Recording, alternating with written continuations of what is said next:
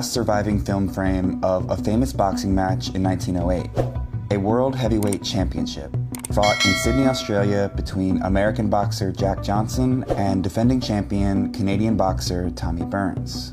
Johnson won. The fight wasn't even close, and the film displayed signature traits of Johnson's: his habit of taunting his opponents and flashing his famous golden smile while he fought. The reel ends moments before police stepped into the ring and put a stop to it, preventing Johnson from knocking Burns out.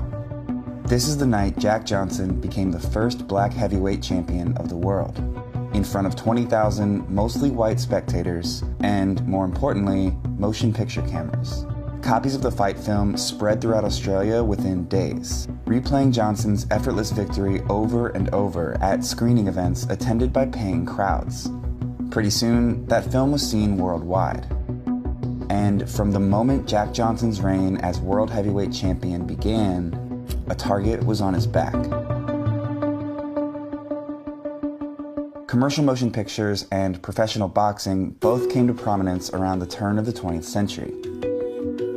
Boxing's format, short rounds fought in a stationary ring, lent itself well to early film, with its clunky cameras and relatively short film reels.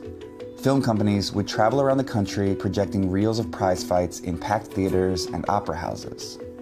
Champions were celebrated as heroes, and that's because boxing, going back centuries, has been wrapped up in themes of identity and pride.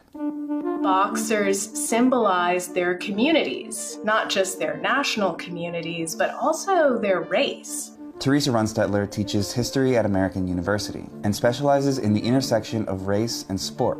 They imagine that boxers in the ring, particularly for interracial fights, that they were almost engaged in this kind of Darwinian struggle, fights between white men and black men. They became a kind of metaphor for race relations. So in other words, if a white man won, it would reinforce ideas of white supremacy. But if a black man won, then it would upend ideas of white supremacy. As professional boxing, or prize fighting, became more popular around the turn of the century, fights pitting black boxers against white boxers were organized at all levels, except for the highest honor in the sport, the heavyweight championship. There had been a kind of unwritten rule that white heavyweight fighters were not to fight black fighters in title fights. This de facto line of segregation was called the color line. And so Jack Johnson, being the best black fighter at the time, struggled to find white opponents.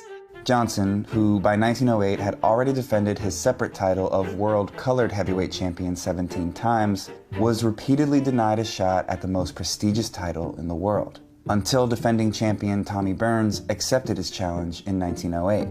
And you already know how that turned out. Burns's defeat at the hands of a black American fighter disrupted that narrative of white supremacy.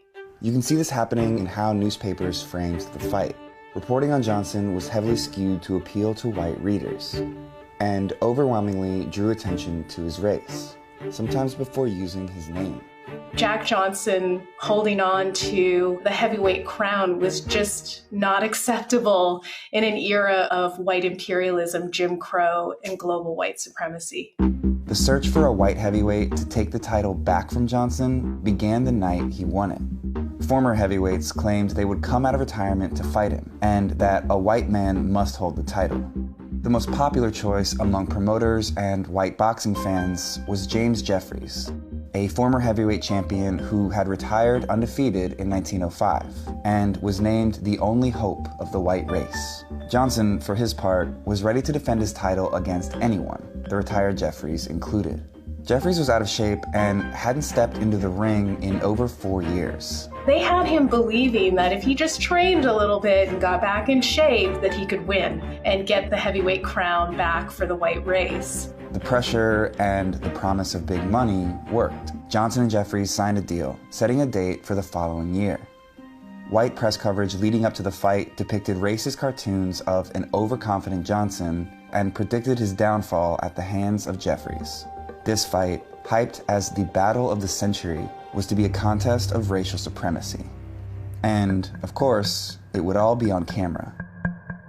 The fight was set for July 4th, 1910 in Reno, Nevada, and a massive stadium was constructed, outfitted with 9 motion picture cameras positioned around the ring to document and then commercially distribute the event. On July 4th, Independence Day, over 20,000 spectators crowded inside. They imagined that this would be the ultimate way to celebrate, to watch Jim Jeffries, their great white hope, beat the crap out of, this uppity, unruly African American who didn't know his place. Crowds gathered outside in cities all across the U.S., too, and packed into theaters separated by race because of segregation laws in the U.S. to listen to instantaneous telegram updates of every round, waiting to find out if Jack Johnson, who 9 months earlier knocked out challenger Stanley Ketchel so hard he fell down himself from the momentum, would lose his heavyweight title to Jim Jeffries. But, of course, that didn't happen. In the 15th round, Johnson knocked Jeffries down for the first time in Jeffries' career, waited for him to get up, and when he tried, sent him through the ropes. Jeffries' corner helped him to his feet, which technically should have ended the fight, and let the former champ get punched in the face and thrown to the mat one more time before stepping in to call it. Johnson was once again the undisputed heavyweight champion of the world, and the nation erupted. Violence broke out in American cities, where anxious crowds had been awaiting the news of the fight.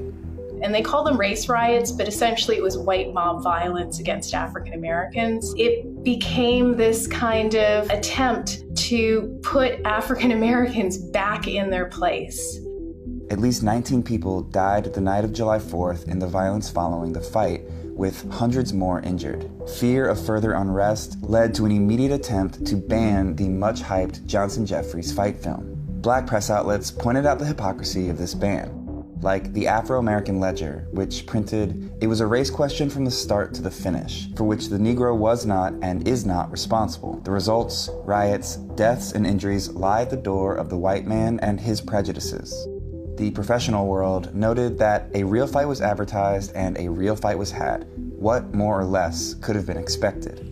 Police were instructed to break up screening events. White authorities were worried about the symbolic implications of the Jack Johnson victory being replayed. They worried that any demonstration of Black victory and any demonstration of white weakness or defeat would undercut the narratives of white supremacy, not just in the United States, but in colonies like South Africa, also India, the Philippines.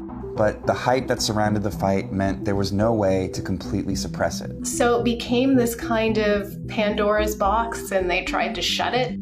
But anytime you make something illegal, you just push it underground. So they criminalized it, but they couldn't ultimately get rid of it. Congress banned the distribution of all prize-fight films in 1912, citing the race feeling stirred up by the exhibition of the Jeffries-Johnson moving pictures. But by that point, the film was notorious worldwide. It was the most talked about motion picture of its time, and screenings drew crowds for years following the event. Jack Johnson lost the heavyweight title in 1915, after successfully defending it 8 times. His legacy of crossing the color line and becoming the first Black heavyweight champion inspired generations after him. This is a picture of one of his greatest fans in 1968, outside of a theater producing a play called The Great White Hope, which was loosely based on Johnson's life. A legendary heavyweight champion who named Johnson as a major inspiration, Muhammad Ali.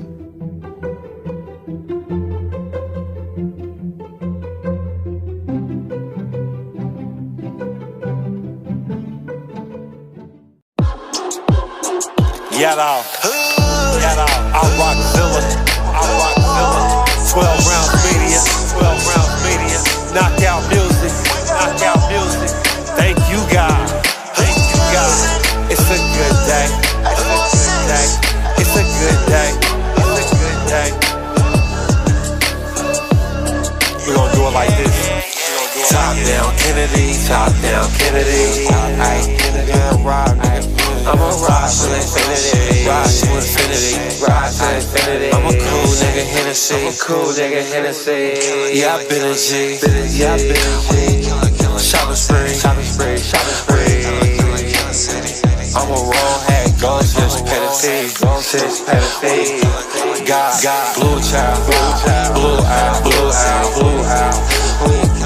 New smile, and he got goose out, and he got goose out. Pay nigga, freight nigga, pay nigga, freight nigga, freight nigga.